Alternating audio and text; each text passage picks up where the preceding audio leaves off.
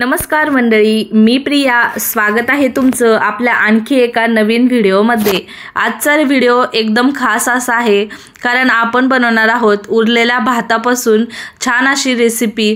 सर्वांच्या घरात भात हा दररोज उरतोच, मग पंचायत होते तो कसा खायचा आणि कोणी खायचा. तर आजची ही रेसिपी एकदम साधी सोपी आणि तेवढीच चविष्ट आहे. चला मग रेसिपीला सुरुवात करूया.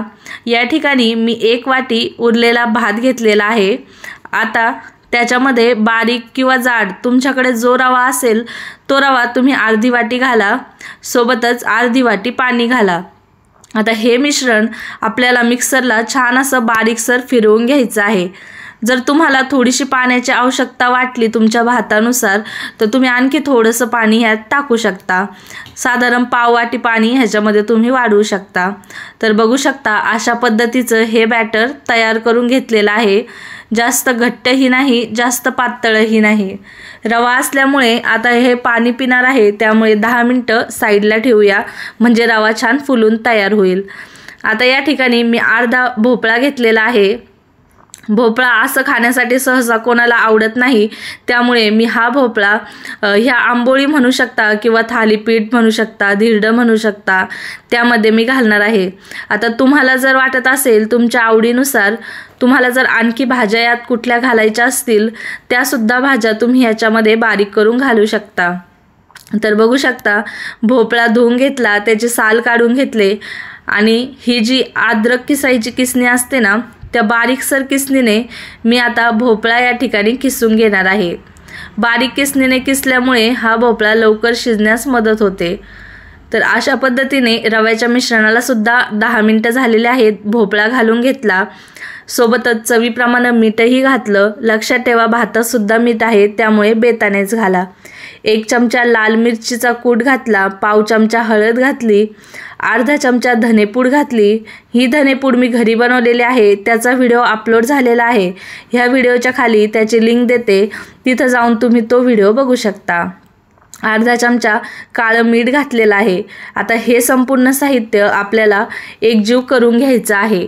संपूर्ण साहित्य छान असं एकजीव करून घ्यायचं.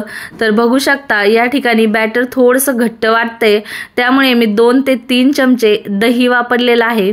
दही ऑप्शनल आहे, तुम्हाला आवडत असल्यास घाला, पण जर घालणार असाल तर त्यामुळे ह्याची चव आणखीनच वाढते, त्यामुळे मी तर म्हणेल दही नक्कीच घाला. तर अशा पद्धतीचं आपलं हे बॅटर तयार झालेलं आहे. आता ह्याला रेस्टला ठेवायचं नाही, लगेचच त्यामध्ये एकदम चिमूटभर मी खायचा सोडा घातलेला आहे. वरून अर्धा चमचा पाणी घातलं, छान असं एकदा फेटून घेतलं. सोडासुद्धा ऑप्शनल आहे, तुम्हाला नसेल घालायचा नाही घातला तरीसुद्धा चालणार आहे.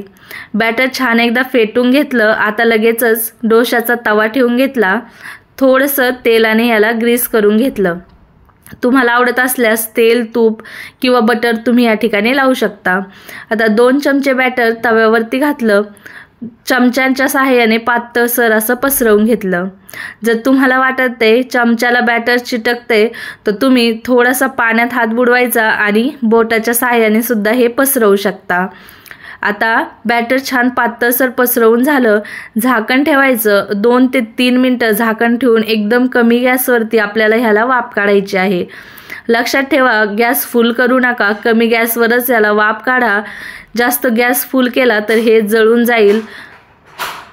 एकदम कमी गॅसवरच ही प्रोसिजर करा, म्हणजे छान कुरकुरीत असं हे बनून तयार होतं. बघू शकता 2 ते 3 मिनिटं वाफ काढल्याच्या नंतर झाकण काढून घेतलं. आता दुसऱ्या वेळेस झाकण ठेवण्याची गरज नाही, मीडियम गॅसवर ह्या साईडने तुम्ही भाजू शकता. अशाच पद्धतीने आपल्या छान अशा शिळ्या भातापासून बनलेला नाश्ता बनून तयार झालेला आहे.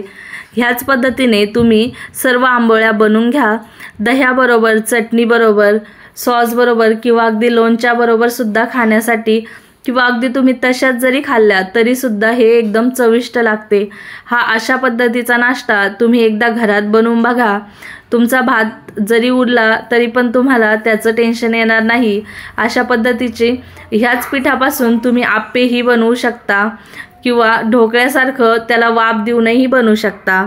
तर ही रेसिपी तुम्हाला कशी वाटली मला कमेंट करून सांगा। जर आवडली असेल तर लाईक, शेअर आणि आपल्या चॅनलला सबस्क्राईब नक्की करा।